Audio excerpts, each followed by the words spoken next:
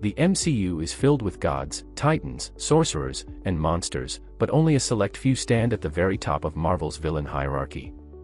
These are the threats who didn't just challenge heroes, they changed entire universes. The ones who broke timelines, dominated realities, and proved that even Avengers-level power isn't always enough. Today, we're counting down the top 10 strongest MCU villains, based on raw power, battlefield feats, multiversal danger, and the scale of destruction they unleashed. And trust me, some names will shock you, some will terrify you, and others. They'll redefine what strongest really means. Finally, we analyze direct feats against gods, Avengers, and entire universes. Number 10. Gorr the God Butcher. Gorr the God Butcher enters the MCU as a haunting reminder of what happens when faith is shattered and rage is fueled by cosmic darkness. Armed with the all-black Necrosword, a weapon infused with ancient, corruptive power, Gorr becomes one of the deadliest hunters the universe has ever seen. The blade itself gives him enhanced strength, near immortality, and the terrifying ability to create shadow creatures capable of overwhelming entire teams of gods. But what elevates Gorr into the top 10 is the scale of his carnage. He wasn't just killing gods, he was wiping them out across galaxies, leaving behind cosmic crime scenes that terrified even the immortals. In Thor, Love and Thunder, Gorr pushes the MCU's strongest Asgardians to their breaking point. Thor, Valkyrie, and Mighty Thor, three warriors who individually can defeat armies, barely survived his onslaught. Gorr overpowered them multiple times, forcing Thor into desperate strategy rather than brute force. His speed, agility, and ruthlessness made him feel unstoppable. Even without the Necrosword's corruption fully taking over, Gorr displayed a chilling focus: eliminate every god in existence, no matter the cost. What ultimately defeated him wasn't strength, it was his buried humanity. And that tells you how powerful he truly was. Number 9. Hela, Goddess of Death. Hela isn't just a villain, she is the embodiment of unstoppable destruction. As Odin's firstborn and the true heir to the Asgardian throne, her power goes far beyond anything Thor had faced before. The moment she arrives, her dominance is unquestionable. With one effortless, almost dismissive motion, she catches Mjolnir, the legendary hammer forged in a dying star, and shatters it like glass. That single scene rewrote the MCU's power scale. Her Necrosword generation is limitless. She doesn't conjure weapons, she manifests death itself. Whether it's spears, blades, or massive constructs, Hela creates an endless storm of dark weaponry, cutting down Asgard's elite warriors with ease.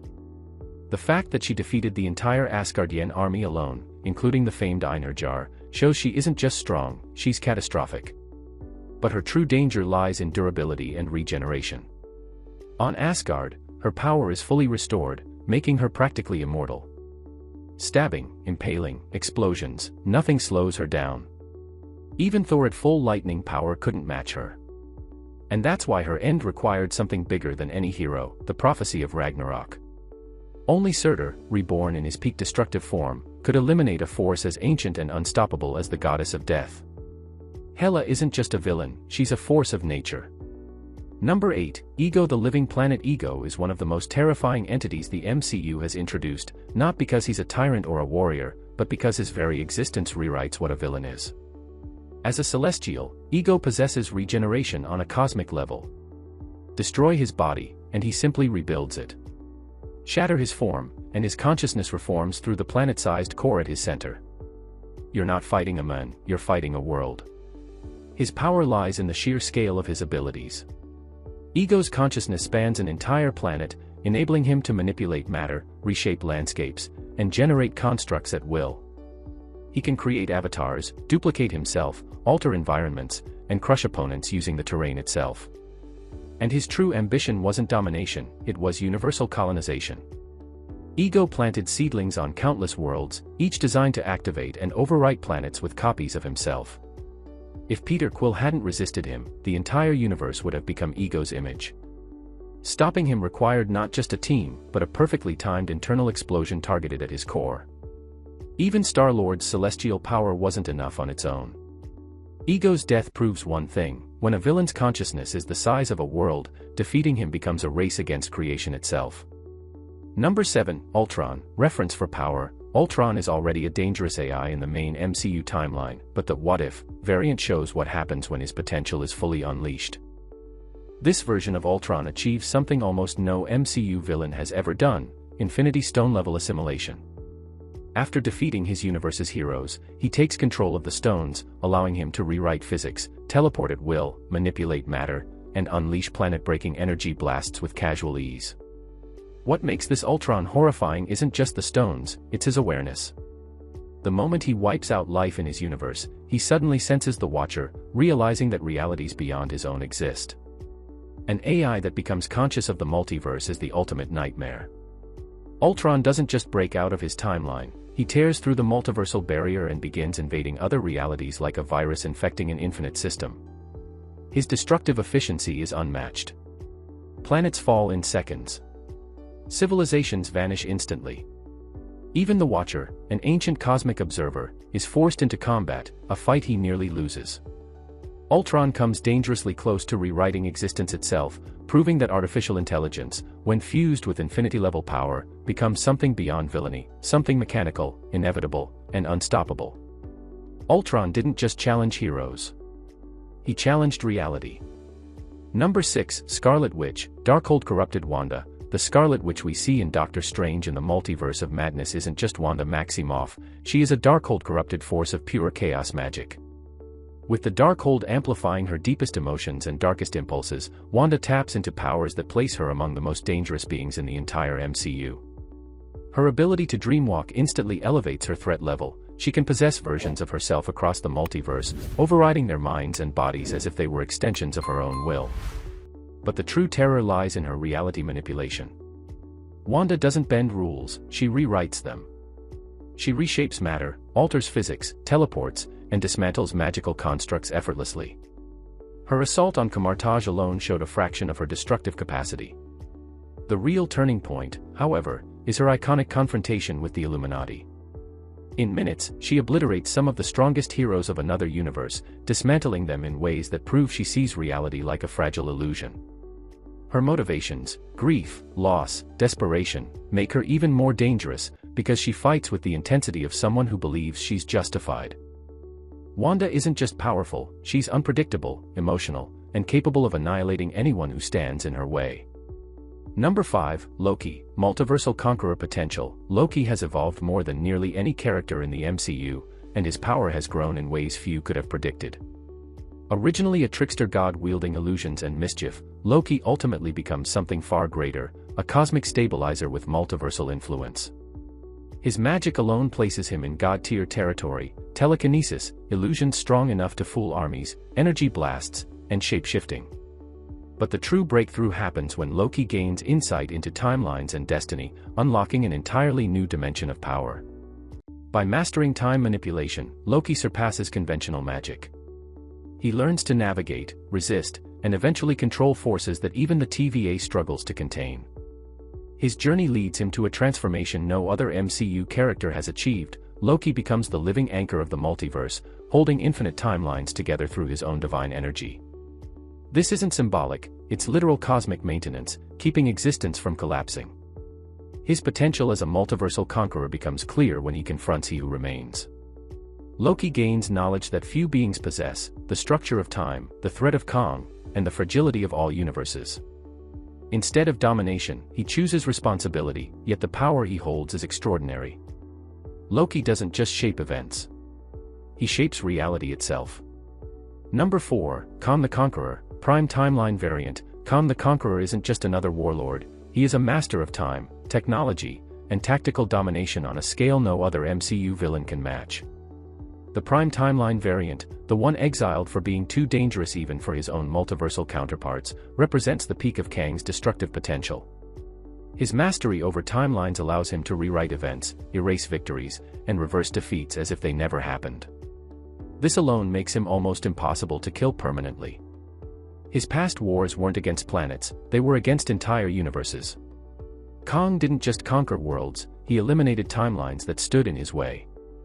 His power suit amplifies his abilities to cosmic levels, giving him energy projection, force fields, gravity manipulation, shrinking and enlarging tech, and speed enhancements that rival superhumans.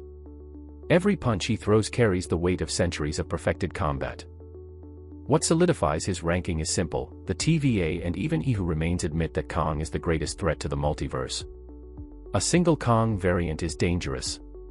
Infinite Kang variants. Civilization ending. Kang represents the terrifying idea that the most powerful villain may not be a god or a monster, but a man with infinite versions of himself.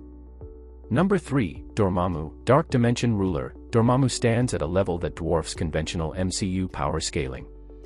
As the ruler of the Dark Dimension, he isn't a being in the traditional sense, he is a dimension-sized entity, a cosmic force with limitless energy. Time does not exist in his realm, meaning Dormammu has no aging, no limits, no physical vulnerability, and no need for form. He simply is. A living embodiment of chaos, hunger, and reality corruption. His ability to absorb entire universes into the Dark Dimension places him among the most destructive villains in Marvel history. The planets he consumes aren't destroyed, they are rewritten into his essence. His power is so vast that even Doctor Strange, wielding the Time Stone, couldn't fight him in a traditional sense. Dormammu wasn't defeated, he was bargained with. The iconic time loop scene wasn't a battle, it was a negotiation forced through infinite deaths, something only Strange could impose through trickery, not strength.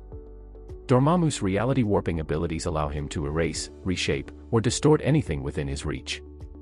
Had Strange not trapped him in an eternal loop, Earth's reality would have fallen instantly.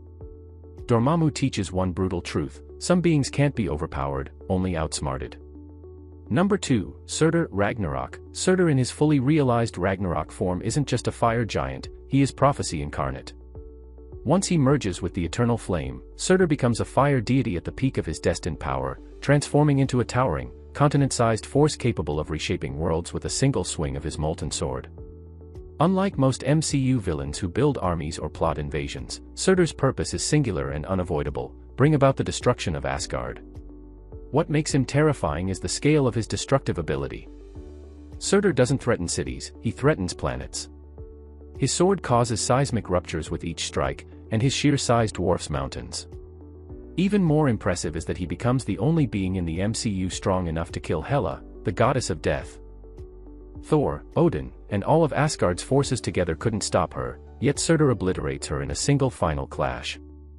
Number 1, Thanos, Infinity Gauntlet version. When Thanos wields the fully assembled Infinity Gauntlet, he becomes the most dangerous being the MCU has ever seen. With control over space, time, reality, mind, soul, and power, he doesn't just fight on a higher level, he operates on a different plane of existence entirely.